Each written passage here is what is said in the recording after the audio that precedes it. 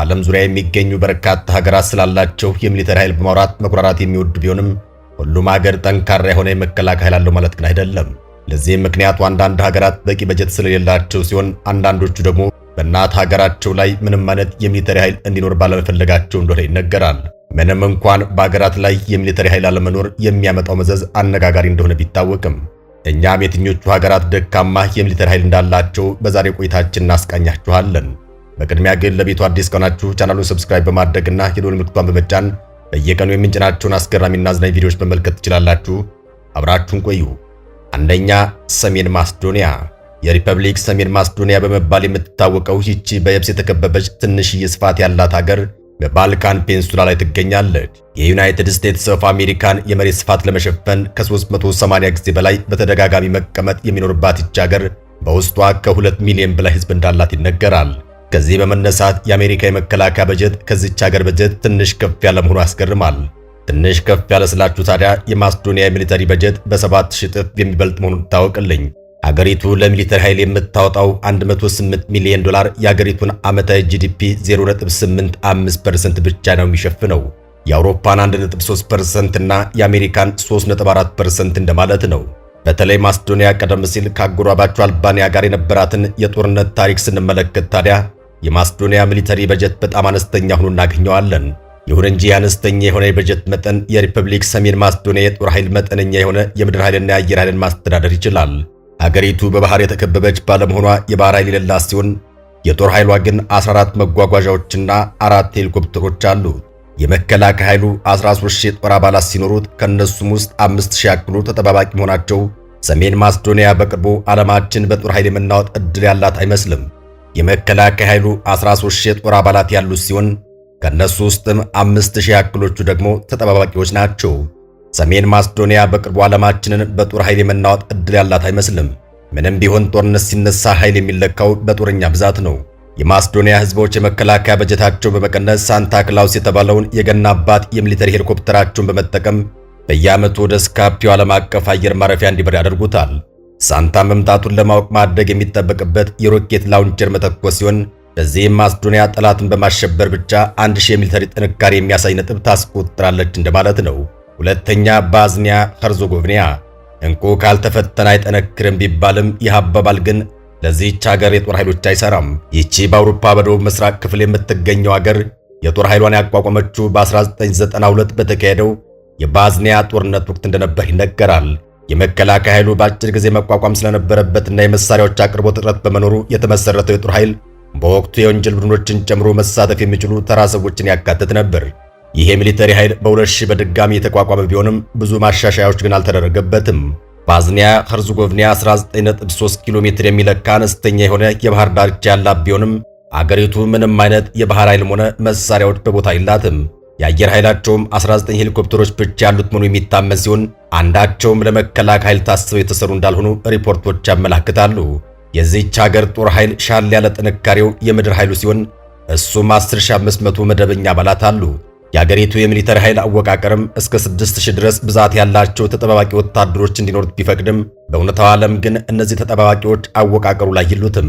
ይህን ያክል ቁጥር የሰው ኃይል የሌለው ቢሆንም በአንጻሩ ሻል ያለ ወደ 165 ሚሊዮን ዶላር የሚጠጋ የሚሊተሪ በጀት ግን አላቸው። በቅርብ ዓመታት ውስጥ ይህን የሚያክል የገንዘብ መጠን በዓለም ዙሪያ ትኩረት በመሰብሰብ በመላይ ጥቅም ላይ ሊያወሩት እንደሚችሉ ከብዙዎች ጥያቄ አስነስቶም ነበር። በ2012 እንደ ፈረንጆቹ አቆጣጠር የአገሪቱ ፕሬዝዳንት ሊቀመንበር የሆነው ሚሎክ ዶሪክ የአገሪቱ ሚሊተሪ ዝቅተኛ የሆነ የሥራ አፈጻጸም በማሳየቱና ከሚገባ በላይ ገንዘብ እያባከረ በመሆኑ ኃይሉ እንዲበተን ጥሪያቸውን ማቅረባቸው አይዘነጋም። የጦር ኃይሉም እንደታዘዙት ባይበትኑም አስተዳዳሪ የሆነው የአገሪቱ መንግስት የሚሊተሪ ኃይሉ ጥቅም አልባ ነው ብሎ ከወሰነ አገሪቱ ከሃያላን መንግስታት እኩል የመቆም አቅም አይኖራትም እንደማለት ነው። 3. ሱሪናም። ባለፉት 40 ዓመታት ውስጥ ሱሪናም ከአንድም ሁለት ጊዜ የህዝብ አድማ እንዲሁም የአገሪቱ ሚሊተሪ ቀስ በቀስ ያዳከመውን የእርስ በርስ ጦርነት አስተናግዳለች። በደቡብ አሜሪካ ብቸኛ የደች ቋንቋ ተናጋሪ እንደሆነች የሚነገርላት ይህች ሀገር ከፍተኛ የሆነ የሚሊተሪ ጀልባ፣ የአየር መጓጓዣ አውሮፕላኖች እንዲሁም የመኪና አቅርቦት እጥረት ያለባት ሲሆን ያሏት አነስተኛ ቁጥር ያላቸው መኪናዎችም ያረጁና ጊዜ ያለፈባቸው እንደሆነ ይነገራል። 1850 ወታደሮች ያሉት የሱሪናም የጦር ኃይል በአገሪቱ ካለው ከ600 ሺህ ያነሰ ህዝብ ቁጥር የተውጣጣ ሲሆን የመሳሪያ እጥረት ባይገጥም ኖሮ ውጤታማ የመሆን ዕድል ይገጥመው እንደነበር ይነገራል። የሱሪናም አየር ኃይል አሁን ላይ 3 አገልግሎት ላይ የሚገኙ ሄሊኮፕተሮች በስሩ አሉት። ለረጅም ጊዜ ያክል የባህር ኃይሉ በ1970ዎቹ የተገዙ 3 ጀልባዎች የነበሩ ሲሆን በ2010 በጣም ከማርጀታቸው የተነሳ ከአገልግሎት ውጭ ሆነው በመቅረታቸው በ2012 3 አዳዲስ ጀልባዎች ሊገዙ ችለዋል። ከዚያ ጊዜ አንስቶ ሱሪናም ሌሎች ሀገራት በሚያደርጉት የሚሊተሪ ልገሳ ላይ ጥገኛውን አይቀር ሲሆን ሲፈጠሩ የነበሩት አድማዎችና የእርስ በርስ ጦርነቶች የአገሪቱን ኢኮኖሚ ከፍተኛ ኪሳራ ውስጥ አስገብተውታል። እነዚህ ሁሉ ችግሮች ተደማምረው ሚሊተሪውን በማድቀቃቸው የሱሪናም የመከላከያ ጦር በጀት 63 ሚሊዮን ዶላር ብቻ መሆኑን አያስገርምም።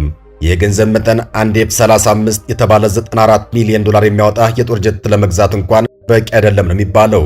ጠላትን ደግሞ እንዴት ያለ ጦር ጀት ማስፈራራት እንደሚቻል አይታወቅም።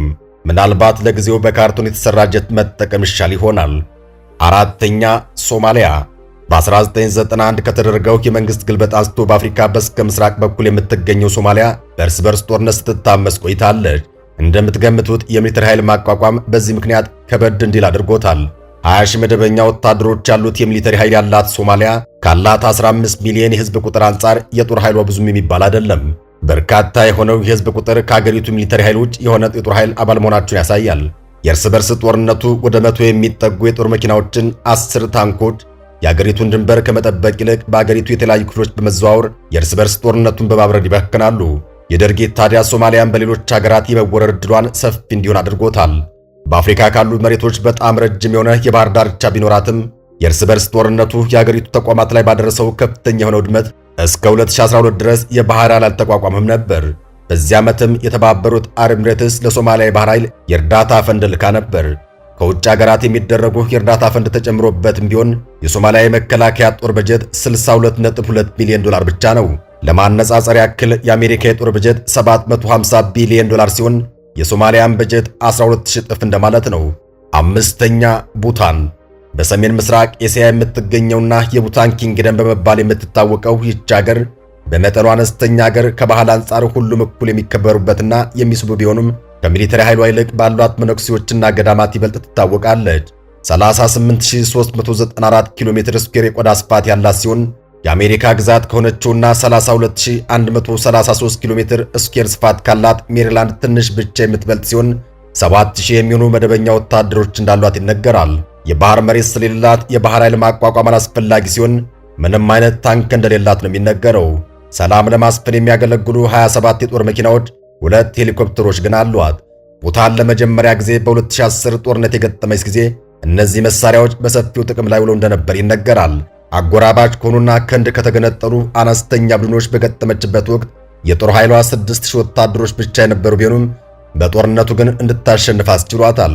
አነስተኛ የሆኑ የተፈጥሮ ሀብቶችና ተራራማ የመሬት አቀማመጥ ያላት ይህች ሀገር ለመወረር የምታጓጓ ባለመሆኗ ራሷን ከወራሪዎች የመከላከያ አንዱ መንገድ ሆኖላታል። በታጠቁ ኃይሎች ሀገሪቱን መጠበቅ ወይንስ ለመወረር የምታጓጓ ባለመሆኗ ራስን መጠበቅ? የትኛውን የመከላከያ መንገድ እንደምትመርጡ በአስተያየት መስጫ ላይ ያስቀምጡልን። 6 ኮስታሪካ። ለማመን ቢከብድም የሪፐብሊክ ኮስታሪካ የሚሊተሪ ኃይል ሳይኖራት 7 ዓመታትን ያክል ቆይታለች። በ1948 አሰቃቂ የሆነ የእርስ በርስ ጦርነት ካበቃ በኋላ መንግስት የኮስታሪካ ህዝቦች ዳግም እንደማይጨፈጭፍ ለማረጋገጥ የሚሊተሪ ኃይሉን ሊበትን ችሏል። ሚሊተሪው የኮስታሪካ የህዝብ ኃይል በሚባል የተተካ ሲሆን ይህ ኃይል በውስጡ ሲቪል ጋርድና የአየር ኃይል የተባሉትን ጨምሮ የተለያዩ ክፍሎች አሉት። ይህ የህዝብ ኃይል ወደ 12000 መኮንኖች ያሉት ሲሆን አጠቃላይ አፈጻጸምን የማስተግበር አደንዛዥ እጾችን መቆጣጠርና ድንበር የመጠበቅ ኃላፊነት አለባቸው። ትዕዛዝ ለማስፈጸምና ድንበር ለመጠበቅ አስፈላጊ የሆኑ ቁሶች ግን እጥረት እንዳለባቸው ይነገራል። እስከ 2018 ድረስ መደበኛ የሆኑ 70 ርቀት መርከቦች የአገሪቱን 1288 ኪሎ ሜትር ርቀት የሚሸፍነውን የባህር ዳርቻ ክፍል ይዘውራሉ። እንደ አጋጣሚ ሆኖ በዚህ ዓመት አሜሪካ 3 ጀልባዎችን፣ 2 በኤሌክትሪክ የሚሰሩ ፈጣን ጀልባዎችንና 4 ሄሊኮፕተሮችን የለገሰች ሲሆን ከነዚህ ውስጥ አንዳቸውም የጦር መሳሪያ የታጠቁ አልነበሩም። በሌሎች ሀገራት እርዳታና ልገሳ ላይ ጥገኛ ከመሆኖች በአገሪቱ ውስጥ የሚሊተሪ ኃይል አለመቋቋሙ የተወሰኑ ጥቅሞችን አስገኝቷል። እጅግ በጣም ውድ የሆኑ የጦር መሳሪያዎችን ባለመግዛትና ወታደሮችን መልመሎ ባለማሰልጠን ኮስታሪካ ካላት ጂዲፒ ከ7% በላይ ያክሉን ለትምህርት ወጪ ማዋል ችላለች። ይህ መጠንም አሜሪካ ለትምህርት ከምትመድበው 5% ያክል ሻል ያለ ሲሆን ከተባበሩት አረብ ኤሚሬትስ ደግሞ 1.3% ላቅ ያለ ነው። ይህ ከሚሊተሪ ይልቅ ለትምህርት የሚሰጠው ትኩረት የአገሪቱ ዜጎች የተማሩና ንቁ ህብረተሰቦች እንዲሆኑ ከማስቻል ባሻገር በአገሪቱ መረጋጋት እንዲሰፍንና ሌላ የእርስ በርስ ጦርነት እንዳይከሰት ያደርጋል። በሚሊተሪ በኩል ኮስታሪካ ደከም ያለች ሀገር ብትሆንም ብልህ አይደለችም ማለት ግን አይደለም። 7 ፓናማ የኮስታሪካን ምሳሌነት በመጠቀም በታላቅ የውሃ መንገዷ የምትታወቀው ፓናማ በ1990 ያላትን ሚሊተሪ በትናለች። ለበርካታ አስርት ዓመታት በአምባገነን አስተዳደር ከተዳደረች በኋላ አዲስ የመጣው መንግስት የነበረውን ኃይል በመበተን በፓናማ የህዝብ ኃይል ተክቶታል። ይህም በናሽናል ፖሊስ፣ በአቪዬሽን፣ የባህር ኃይልና ድንበር ጠባቂ ኃይሎች የተዋቀረ ሲሆን ከነዚህ መካከል የተወሰኑት የጦር ብቃት ያላቸው ቢሆኑም በጥብቅ ቁጥጥር ስር ያሉ እንደሆነ ይነገራል። ከ3.8 ሚሊዮን ህዝብ መካከል እነዚህ ኃይሎች ወደ 10,000 ይሆናሉ ተብሎ ይገመታል። በዓለማችን ላይ በጣም አስፈላጊ የሆነው የውሃ መንገድ ባለቤት የሆነችው ይህች ሀገር የባህር ኃይሏ 33 መርከቦች ያሉ ሲሆን ከነዚህም መሃል ለድንበር ጥበቃ ጥቅም ላይ የሚውሉ 16ቱ ብቻ እንደሆነ ይነገራል። የአየር ኃይሏም ቢሆን በአቅርቦት የበለጸገ ነው ለማለት በማያስችል ሁኔታ 23 ሄሊኮፕተሮች ሲኖሩት በርካታዎቹ ለአምቡላንስ አገልግሎት የሚውሉ ናቸው። በአጠቃላይ ፓናማ ምንም የጦር ጀት የላትም። የሰሜን ኮሪያ የጦር ኃይሎች ሳይቀሩ ግን የጦር ጀት እንዳላቸው ይነገራል። ይሁን እንጂ ፍትሐዊ ለመሆን ሰሜን ኮሪያ በብዙ መንገዶች ከፓናማ በተቃራኒ የሆነች ሀገር ነች። እንዲያውም ለሚሊተሪ ካለው ከፍተኛ ትኩረት የተነሳ የአገሪቱን ሩብ ጂዲፒ የሚሸፍነው ለጦር የሚወጡ ወጪ ናቸው።